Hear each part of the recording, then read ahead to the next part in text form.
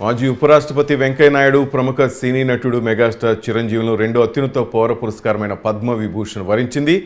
వీరితో పాటు కళారంగం నుంచి నృత్యకారిణి సీనియర్ నటిమణి వైజయంతిమాల బాల, ప్రముఖ భరతనాట్య కళాకారిణి పద్మా సుబ్రహ్మణ్యంను ఈ అత్యున్నత పురస్కారానికి ఎంపిక చేశారు. బీహార్కు చెందిన సులభ్ శౌచాలయ సృష్టికర్త బిందేశ్వర్ పాఠకు సామాజిక సేవా విభాగంలో మరణానంతరం పద్మ విభూషణ్ ప్రకటించింది ప్రభుత్వం.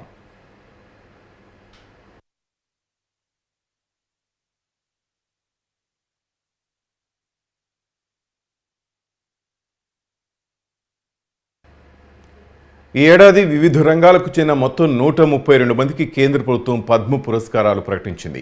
కళ, సామాజిక సేవ, ప్రజా వ్యవహారాలు, శాస్త్ర సాంకేతికం, ఇంజనీరింగ్, వాణిజ్యం, పరిశ్రమలు, వైద్యం, సాహిత్యం, విద్య, క్రీడలు, ప్రజాసేవ రంగాల్లో విశిష్ట సేవలు అందించిన వారిని ఈ పౌర పురస్కారాలకు ఎంపిక చేసి గౌరవిస్తోంది.